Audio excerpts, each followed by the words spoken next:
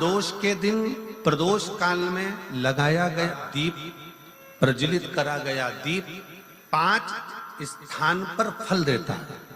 प्रदोष के दिन प्रदोष काल में लगाया गया दीपक 5 स्थान पर फल देता है। पहला स्थान, अगर हमको या हमारे परिवार में किसी को काल सर्प दोष है तो हमारा प्रदोष का लगाया गया दीपक कहीं पूजन मत कराओ, वो दीप जलाने से ही काल सर्प दोष समाप्त होता चले जाता है। दूसरा स्थान, पितृदोष। अगर किसी ने कह दिया कि तेरे घर में पितृदोष है, तेरे घर में, कई लोग बता देते हैं कि तुम्हारे घर में, कई माताएं पूछती हैं मेरे घर में बेटा नहीं, मेरे घर में 3 बेटी हो गई, 4 बेटी हो गई, 5 बेटी हो गई, बेटा नहीं है, बेटा नहीं है, तो किसी ने कह दिया पितृदोष है।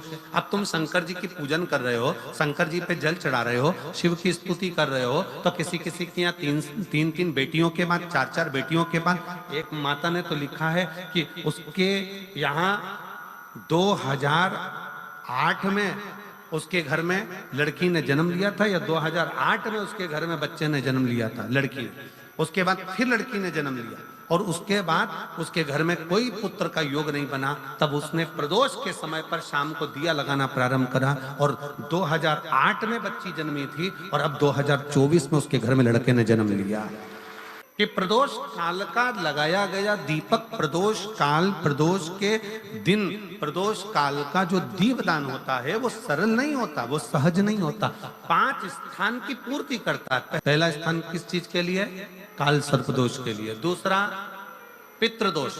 कैसा भी तुम्हें कोई पितृदोष बता दे, कितना भी तुमसे कोई कह दे कि तेरे घर में पितृ का दोष है, तेरे घर में ये दोष है, अगर आप प्रदोष के दिन, प्रदोष काल में, अर्थात सूर्य अस्त के समय के 2:45 तक का जो समय होता है, 2 घंटे के समय का, उसके अंतर्गत अगर आप प्रदोष काल के समय में भगवान शंकर को दीप लगाने के लिए अगर पहुंचे हो तो वो आपको फल देगा ही, पितृदोष का निवारण होगा ही। चाहे तुम कुछ करो चाहे मत करो, वो पितृ की शांति करा दे।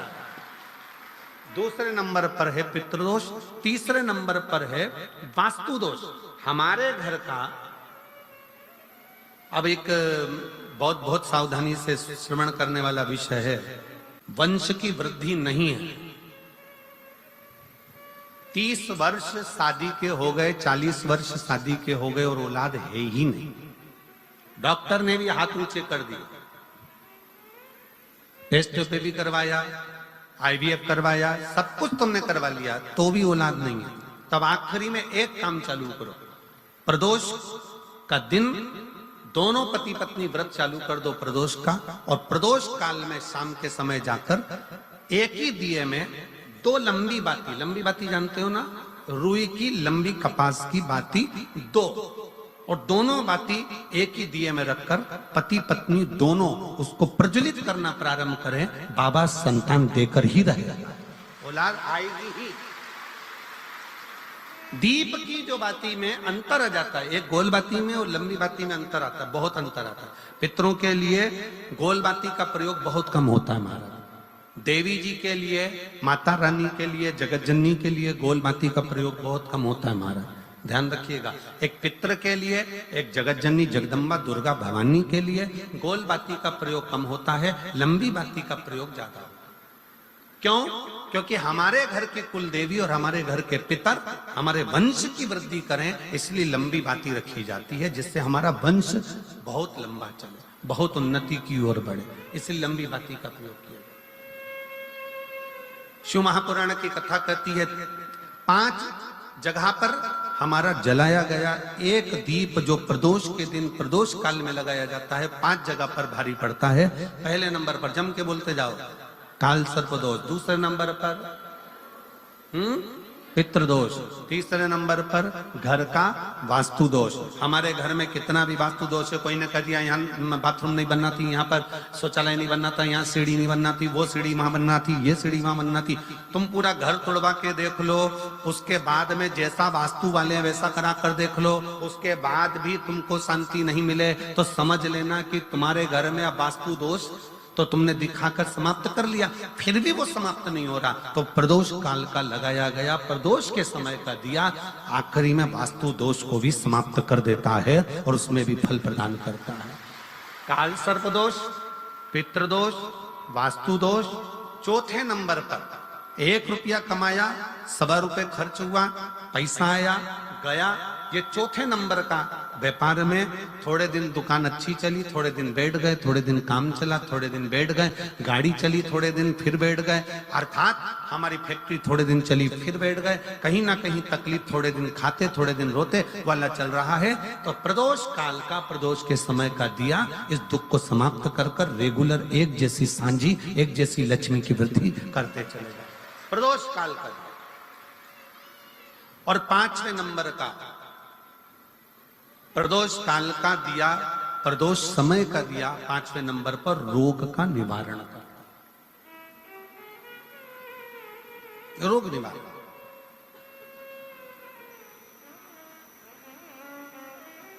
ये 5 स्थान जो बताए गए हैं प्रदोष काल के दिन, प्रदोष के दिन दीप प्रज्वलन के। प्रदोष व्रत का इतना महत्व है महाराज। ये प्रदोष व्रत होता क्या है? प्रदोष व्रत का महत्व क्या है? शिव महापुराण की कथा कहती है शंकर भगवान का प्रदोष का व्रत, अर्थात चंद्रदेव को जो क्षय रोग हो गया, बीमार पड़ गए, शरीर गलकर नीचे गिरने लगा, तब देव ऋषि नारद ने भगवान चंद्र को शंकर भगवान के पूजन का विधान बताया। और पूजन करते करते त्रयोदशी तिथि आ गई, जिस त्रयोदशी के दिन चंद्रदेव ने सुबह से शाम तक कुछ नहीं खाया। शाम के समय सूर्य अस्त के पहले चंद्रदेव ने स्नान किया, श्वेत वस्त्र धारण करे, और श्वेत वस्त्र धारण कर कर चंद्रदेव शंकर के शिवलिंग की पूजन करने बैठ गए। शंकर भगवान के शिवलिंग की पूजन जब चंद्रदेव ने करी, हाथ में अक्षत लेकर चंद्रदेव ने शंकर को समर्पित करे, ओम उमापति नमः कहकर जब चंद्रदेव ने शिव को समर्पित करे, भगवान शंकर त्रयोदशी के दिन प्रदोष समय में, प्रदोष काल में प्रकट हो गए। और प्रकट होकर बोले, ऐ चंद्र, तुमने आज मेरा अनुरोधन किया है, आज मेरा स्मरण किया है, जाओ आज त्रयोदशी के दिन प्रदोष काल में मैं तुम्हारे शरीर को स्वस्थ करता हूं। तब से ये प्रदोष व्रत प्रारंभ हुआ है महाराज। किसने करा है प्रदोष व्रत? भगवान विष्णु ने करा था। जब घोड़े का मुंह लगा, हयग्रीव अवतार, लक्ष्मी जी हंस दी थी तो घोड़े का मुंह भगवान विष्णु का लगा, तब भगवान विष्णु ने प्रदोष व्रत करा था। भगवान विष्णु प्रदोष व्रत 11, 26 अवश्य करना चाहिए। या तो 11 करो या 26 करो, करना चाहिए। प्रदोष कोई साधारण सा व्रत नहीं है, प्रदोष कोई निम्नता व्रत नहीं है, सहजता का। एक एक प्रदोष का महत्व शास्त्र वर्णन करता, शिव महापुराण कहती है एक एक प्रदोष का महत्व, एक एक प्रदोष। सोमवार की अगर प्रदोष पड़ती है, बहुत ध्यान से सुनना महाराज, सोमवार की प्रदोष पड़ती है तो शंकर भगवान कैलाश पर निवास करते हैं। मंगलवार की प्रदोष पड़ती है तो शिव काशी में निवास करते हैं। बुधवार की प्रदोष पड़ती है तो शिव रजत भवन में निवास करते हैं। गुरुवार की प्रदोष पड़ती है तो शिव गंगा के स्थल पर निवास करते हैं। शुक्रवार की अगर प्रदोष पड़ती है तो शिव नीलकंठ पर विराजमान होते हैं।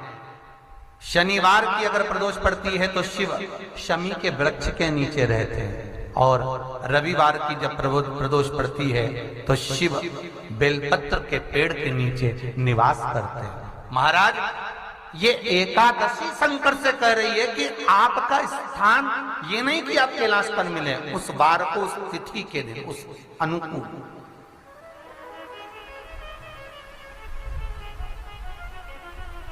हमारे यहां कहते हैं सोमवार की जो प्रदोष पड़ती है वो इच्छा पूर्ति करती है, मंगलवार की प्रदोष रोग से मुक्ति देती है, बुधवार की प्रदोष कामना की पूर्ति करती है, गुरुवार की प्रदोष शत्रुओं का नाश करती है, शुक्रवार की प्रदोष सुख और शांति देती है, शनिवार की प्रदोष संतान का सुख देती है, और रविवार की प्रदोष जो काम दुनिया में कोई नहीं कर सकता वो अचूक फल की प्राप्ति रविवार की प्रदोष करा देती है महाराज। ऐसी प्रदोषों का नियम वर्णन किया चाहिए। भगवान कहते ठीक है तू थोड़ी देर खड़ी हो। एकादशी सम्मुख खड़ी हुई, पार्वती जी ने जिस अंगुष्ठ का जल पीने के लिए लिया था हाथ में, बस पीने ही वाली थी, शंकर भगवान ने वही हाथ में जल लेकर एकादशी के हाथ में उसको देकर कहा ले, ये मेरे द्वारा निर्मित एक व्रत है जिसे त्रयोदशी के दिन तूने मांगा है, मैं तुझे देता हूँ। आज इस व्रत का फल मैं तुझे प्रदान करता हूँ। अब तू जिस जीवात्मा को लेकर जाएगी उसका पाप प्रबल नहीं होगा। किसी स्त्री पुरुष बालक बुजुर्ग जो भी होगा जिसने प्रदोष का व्रत करा होगा वो जीवात्मा को तू किसी फल की कामना से नहीं स्वतः ही लेकर चली जाए, उसमें कोई कामना नहीं है। बन सके जीवन में 11 प्रदोष या 26 प्रदोष करने के बाद आप उसका उद्यापन कर कर विराम भी दे सकते, पर जीवन में एक बार प्रदोष का व्रत मौका मिले, जिस कामना से जिस दिन का भाव आपके मन में आए कि मुझे रोग से मुक्ति पाना है तो ये प्रदोष मुझे करना है, मैं रोग मुक्ति के लिए हम मंगल जो भी आपके मन में आ रहा है, संतान प्राप्ति के लिए शनिचरी प्रदोष आप उसका स्मरण करें।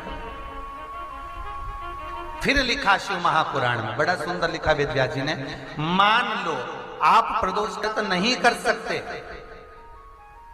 आप अगर व्रत नहीं कर सकते तो प्रदोष के दिन प्रदोष काल में शाम का समय सूर्य अस्त का कुछ पल कुछ घड़ी के पहले से लेकर बाद तक का प्रदोष काल के अंतर्गत आप शंकर जी के मंदिर में जाकर 1 लोटा पानी 5 बेलपत्र भी अगर समर्पित करते हैं तो संपूर्ण प्रदोष का फल आपके भाग्य में प्रबल हो जाए।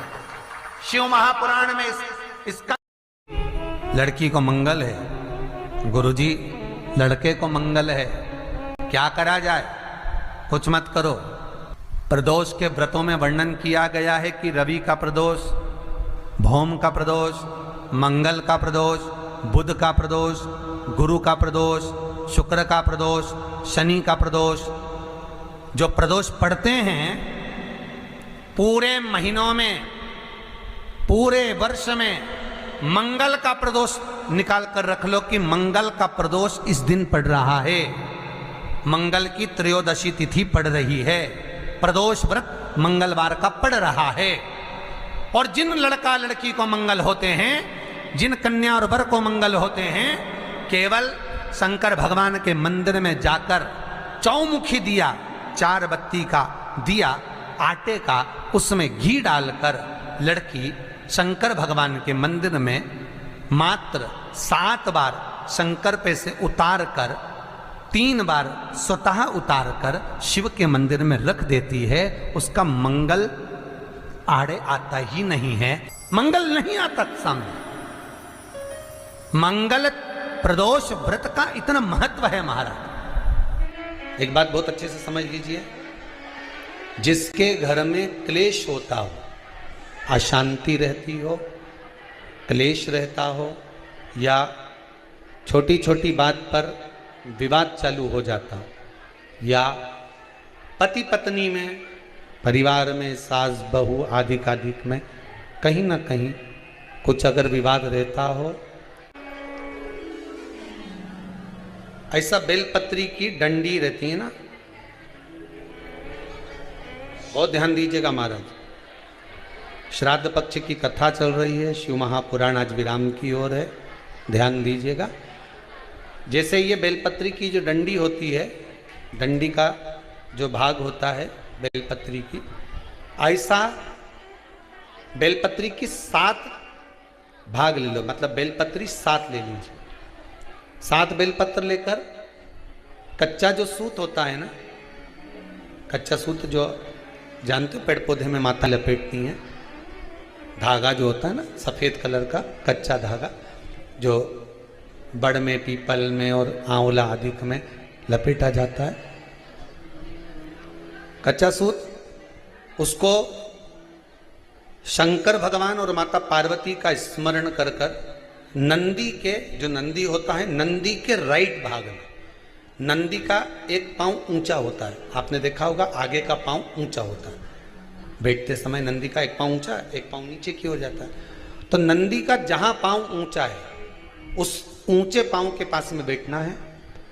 कच्चे सूत पर उस बेलपत्री के जो 7 गुच्छ हैं, 7 जो बेलपत्री के भाग हैं, 7 बेलपत्री हैं, उसको अपना नाम गोत्र स्मरण कर कर उस कच्चे सूत को लपेटना है। महाराज लाल कलर का चंदन उस बेलपत्री के पत्ते में जो अग्रभाग होता है, सबसे आगे का भाग, 7 में लाल चंदन लगाना है। महाराज उस चंदन को लगाकर आप प्रदोष के दिन, प्रदोष काल में शंकर भगवान को समर्पित अगर करते हैं तो जिस घर का गोत्र बोला है उस घर में कभी क्लेश नहीं हो सकता, वो शांति का अनुभव कर, उसमें क्लेश नहीं हो सकता। एक धागा होता है पक्का धागा, एक धागा होता है कच्चा धागा। बहुत ध्यान दीजिएगा महाराज, पक्के धागे से नहीं लपेटना सफेद। कच्चा जो धागा पीपल में, बड़ में या आंवला आदि में जो हम लोग लपेटते हैं पूजन करते समय, वो कच्चा धागा। और एक बात और आपको कहने, ध्यान दीजिएगा, अगर मान लो किसी पति पत्नी का तलाक तक की नौबत हो गई और तलाक नहीं कराना है, आपस में वापिस प्रेम बढ़ जाए, छोरी वापिस घर में रहे, बेटा उसको रखे, बहू रहे, आपस में प्रेम बढ़े, वो भले मायके चली गई हो, वो भले लड़का छोड़कर चले गया हो, अकेली रह रही हो और चाहती है कि मैं पति के साथ रहना है, तलाक नहीं होना चाहिए, हम दोनों में प्रेम रहे, वो संभाले मेरे को भी और मैं भी आदर करूं, वो भी आदर करे।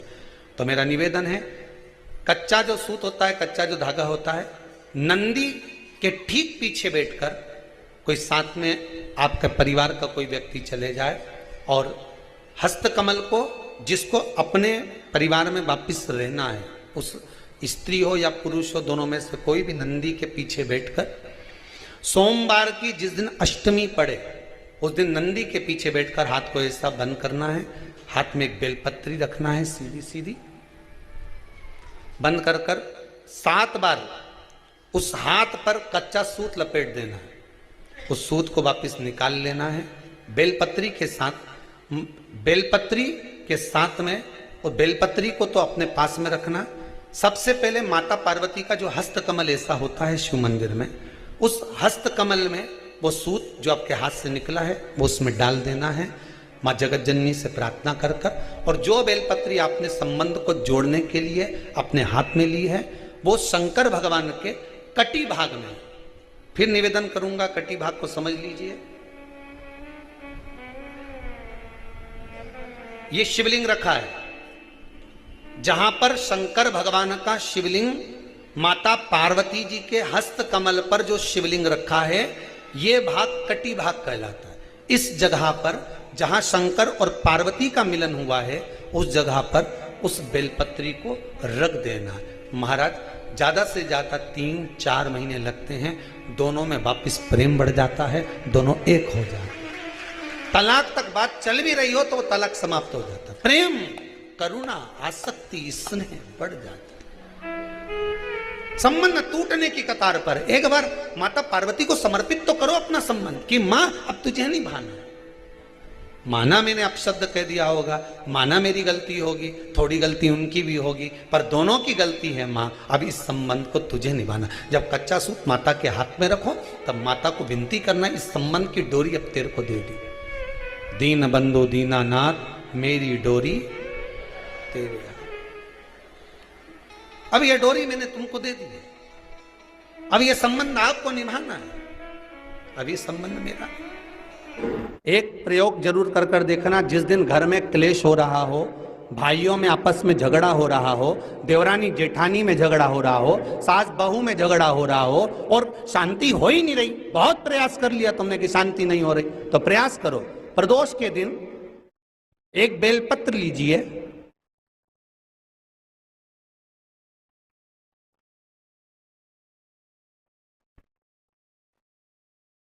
प्रदोष के दिन बेलपत्र लेकर अपना जो परिंडा होता है, परिंडा जानते हो, मटका, हंडा, जहां पानी भरते हो, पितरों का स्थान, उस परिंडे को बेलपत्र छुआकर उस बेलपत्र को शंकर भगवान के ऊपर जो जलाधारी होती है, उस जलाधारी में इस डंडी को अपने घर का नाम गोत्र बोलकर उसको डाल दिया जाता है। एक लोटे पानी में थोड़ा सा शहद मिलाकर उस जलाधारी में भगवान शंकर का भृंगेश्वर नाम लेकर चढ़ा दिया जाता है। शिव जी को चढ़ाया हुआ जल उस बेलपत्र को चढ़ाकर जाइए, कितना भी तेज झगड़ा हो रहा होगा, मात्र 10 मिनट के अंदर एकदम शांत हो जाता है, झगड़ा रह ही नहीं पाता। कितना भी झगड़ा हो रहा, मात्र 10 मिनट, 15 मिनट से ज्यादा नहीं टिक सकता। पत्र खाओगे शंकर जी के मंदिर की तो मुख में जीवान छार छार हो जाती है। बोलो सही है कि गलत? प्रतिदिन बेलपत्र खाओगे शंकर मंदिर की तो मुख में कई बार छाले भी पड़ जाते हैं। सत्य है कि गलत है? शिव महापुराण की कथा कहती है अति सर्वस्व वर्जते। आपको अगर बेलपत्र खाना है, हफ्ते में 2 खाओ, हफ्ते में 3 खाओ। मुंह में अगर छार छार हो रहा है, छाले पड़ रहे हैं, तो बेलपत्र को, शिवजी की चढ़ी हुई बेलपत्र को सुखाकर चूरा बनाकर इतनी सी चुटकी भर खा लिया, पानी पी लिया। लीवर गड़बड़ हो गया है, डायलिसिस चल रहा है, किडनी गड़बड़ हो गई है, डॉक्टर बोल रहा है कि डायलिसिस करवाना पड़ेगा, तो बेलपत्री के पीछे की जो डांट होती है, जिसको आप लोग तोड़ के फेंक देते हैं, वो बेलपत्री के पीछे की जो डांट है, ये ब्रह्मा, विष्णु, महेश। समझ में आ रहा है आप लोगों को? बीच में जो डंडी दिख रही है आपको, इसके बीच में बड़ी पत्ती और 2 पत्ती के बीच में जो खाली जगह है, ये खाली जो डंडी है, इसमें 33 कोटि देवी देवताओं का स्थान होता है। किसका स्थान है? 33 कोटि देवी देवताओं। इसलिए बेलपत्र चढ़ाते समय बेलपत्र को इस जगह से पकड़कर समर्पित किया जाता है कि 33 कोटि देवी देवताओं का स्पर्श कर कर, ब्रह्मा विष्णु महेश का स्पर्श कर कर चढ़ाया जाता है। बेलपत्री के नीचे की जो डंडी होती है, ये 2 पत्ती से लेकर नीचे का जो भाग होता है, ये स्कंद पुराण कहती है, इसमें 64 योगनियां और मेरी माता पार्वती का संपूर्ण जितनी शक्तियां हैं, वो सारी शक्तियां इस डंडी के अंदर विराजमान होती हैं। इस डंडी के पीछे एक गोखरू होता है, जिसको माताएं तोड़ देती हैं। वो जो टूटा हुआ गोखरू रहता है, उसमें भगवान शंकर के प्रत्येक गण का भाव रहता है। इनका काम क्या रहता है? जब शरीर में किसी व्यक्ति के जीवन में जब दुख, तकलीफ या रोग बढ़ता है, तो वो गोखरू जो नीचे का रहता है, वो टूटा हुआ गोखरू अशोक सुंदरी वाली जगह पर चढ़ाकर हफ्ते में 2 बार उसको चबा चबा कर अगर खा लिया जाए तो डायलिसिस की जरूरत नहीं पड़ती, डायलिसिस छूट जाता है, लीवर और किडनी काम करना प्रारंभ कर देते। और अच्छे से सुन लेना, अभी की अभी घर जाकर शुगर की जांच करना।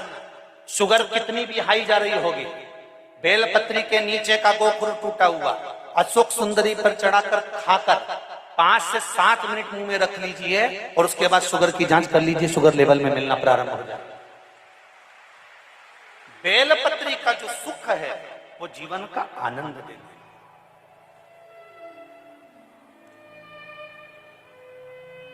साधारण नहीं है बेलपत्र।